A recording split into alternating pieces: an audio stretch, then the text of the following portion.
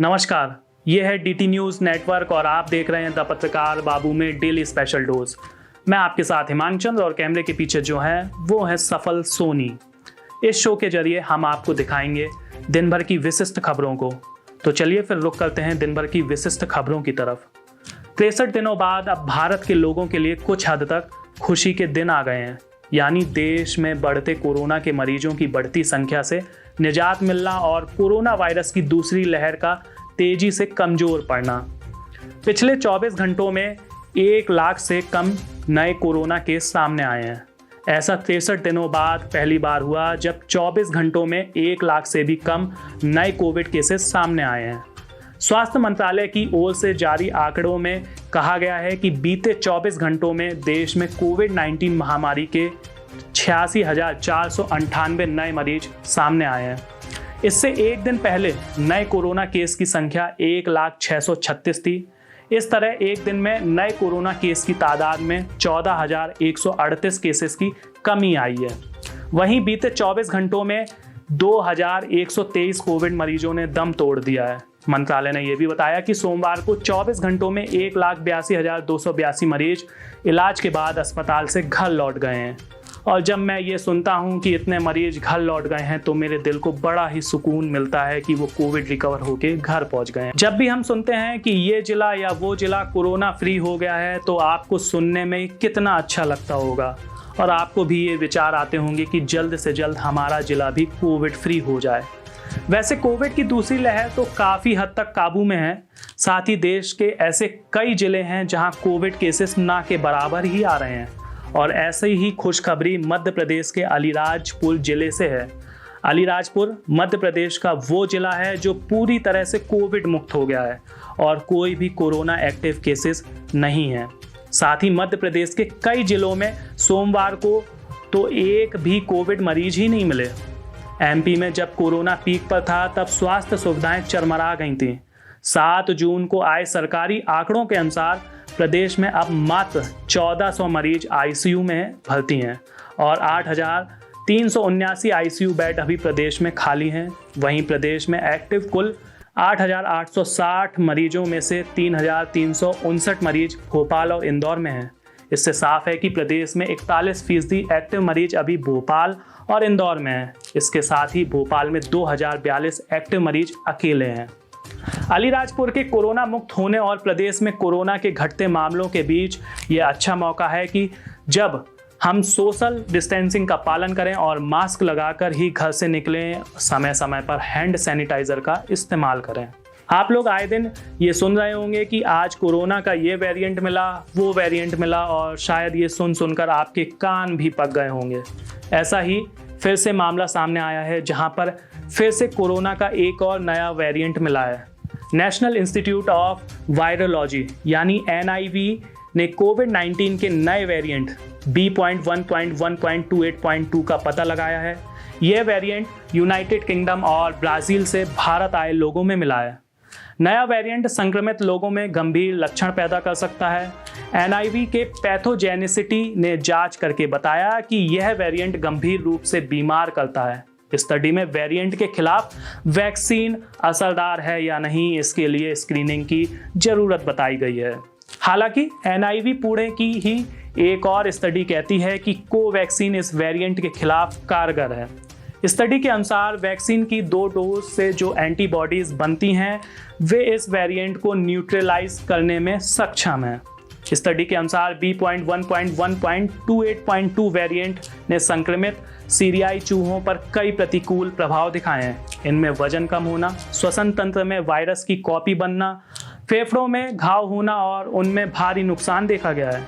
Study में SARS-CoV-2 के genome surveillance की जरूरत पर जोर दिया गया है ताकि इम्यून सिस्टम से बच निकलने वाले वेरिएंट्स को लेकर तैयारी की जा सके। 11 अक्टूबर 2014 ये वो तारीख थी, वो साल था जब मोदी सरकार ने एक योजना शुरू की थी और उस योजना का नाम था सांसद आदर्श ग्राम योजना। इस योजना के तहत खुद प्रधानमंत्री नरेंद्र मोदी ने काशी के 2 गांव जयापुर और नागेपुर गांव को गोद लिया था। इस योजना के तहत हर सांसद को अपनी संसदीय क्षेत्र के एक गांव को गोद लेकर उसकी कायाकल्प पलटनी थी, यानी विकास करना था उस गांव में।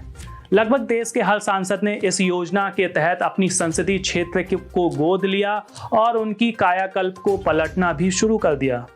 और अब उत्तर प्रदेश के मुखिया योगी आदित्यनाथ ने अयोध्या के मसौदा गांव को गोद लिया है। दरअसल कोरोना की तीसरी लहर से बड़ों और बच्चों को बचाने के लिए सीएम योगी आदित्यनाथ ने अयोध्या जिले के पहले सीएचसी मसौदा को गोद लिया और उनको स्पेशल बनाने की तैयारी करने के लिए कहा है। शासन की तरफ से सीएमओ को भेजे गए पत्र में संसाधन की कमी और उपलब्ध संसाधनों की सूची और केंद्र पर तैनात चिकित्सकों की संख्या उपलब्ध कराने के लिए कहा गया है। भारत में कंज्यूमर का कॉन्फिडेंस तेजी से गिरा है और अपने न्यूनतम स्तर पर पहुंच गया है। वर्ष 2016 में भारतीय रिजर्व बैंक ने सर्वे के जरिए कंज्यूमर कॉन्फिडेंस का आकलन करना शुरू किया था। कोरोना महामारी की दूसरी लहर का अर्थव्यवस्था और रोजगार पर बहुत ही बुरा असर पड़ा है।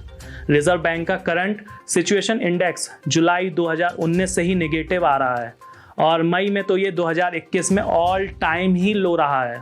इस इंडेक्स में रोजगार, कीमतें, आय और पिछले साल की तुलना में खर्चों की आधार बनाकर लोगों की प्रतिक्रिया ली जाती है। ये दूसरी बार है जब भारतीय फ्यूचर एक्सपेक्टेशन इंडेक्स में नेगेटिव साइड गए हैं। इसमें आर्थिक स्थिति, रोजगार और एक साल में लोगों की कमाई को लेकर उनकी राय जानी जाती है। पिछली बार भारतीय भविष्य को लेकर मई 2020 में नेगेटिव साइड गए थे, जब कोरोना की वजह से लगा लॉकडाउन बढ़ाया गया था। 2 महीने पहले किए गए सर्वे में कंज्यूमर हर क्षेत्र में नेगेटिव साइड गए थे, सिवाय खर्चों के। वह अभी भी खर्चों को लेकर पॉजिटिव हैं, लेकिन पिछले 2 महीनों की तुलना में आंकड़े कम हैं। 71% लोगों ने सर्वे में कहा है कि वे मार्च 2021 में जरूरी चीज़ों पर उनका खर्च बढ़ा है, लेकिन 63% लोगों ने कहा है कि मई में खर्चे बढ़ाए हैं।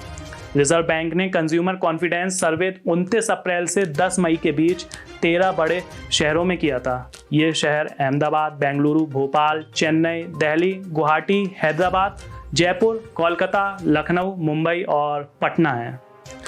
वैसे आप में से हर किसी ने बचपन में आम काफ़ी खाए होंगे और अलग अलग वैरायटी के खाए होंगे, लेकिन कभी आपने 1000 रुपये का एक आम खाया है या कभी सुना है 1000 रुपये का एक आम? नहीं ना? तो आज हम आपको बताएंगे उस 1000 रुपये के एक आम के बारे में। 1000 रुपये का एक आम अफगानिस्तानी मूल की मानी जाने वाली आम की प्रजाति नूरजहां के गिने चुने पेड़ मध्य प्रदेश के अलीराजपुर जिले के कट्ठीवाड़ा क्षेत्र में पाए जाते हैं। यह इलाका गुजरात से सटा हुआ है। वर्ष 2019 में नूरजहां के फलों का वजन औसतन 2.75 किलोग्राम के आसपास रहा था। तब खरीदारों ने इसके केवल एक फल के बदले 1200 रुपए तक की ऊंची कीमत चुकाई थी। नूरजहां के भारी भरकम फल तकरीबन 1 फुट तक लंबे हो सकते हैं और इनकी गुठली का वजन लगभग 150 से 250 ग्राम के बीच होता है। इस बार नूरजहां की फसल तो अच्छी हुई है, लेकिन कोविड-19 के प्रकोप के कारण आमों के कारोबार पर थोड़ा असर भी पड़ा है। साल 2020 में नूरजहां के पेड़ों पर संभवतः जलवायु परिवर्तन के दुष्प्रभावों के कारण आम के फूल ही नहीं आए थे, जिससे शौकीनों को इस आम के खास स्वाद से वंचित रहना पड़ा था। अब डेली स्पेशल डोज के अंत में नजर डालते हैं हिस्ट्री ऑफ द डे, यानी आज के इतिहास पर, कि आखिर आज का इतिहास क्या कहता है।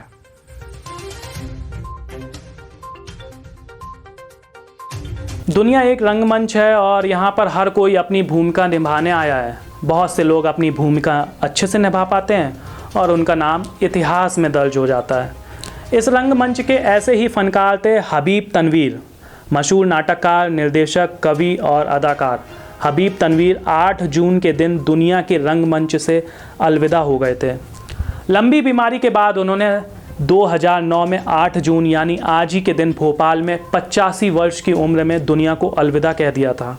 हबीब तनवीर ने 50 वर्ष की लंबी रंग यात्रा में 100 से अधिक नाटकों का मंचन किया था, जिसमें शतरंज के मोरे, लाल शौहरत राय, मिट्टी की गाड़ी, पोंगा पंडित, द ब्रोकन ब्रिज, जहरीली हवा जैसे मशहूर नाटकों में शुमार हैं।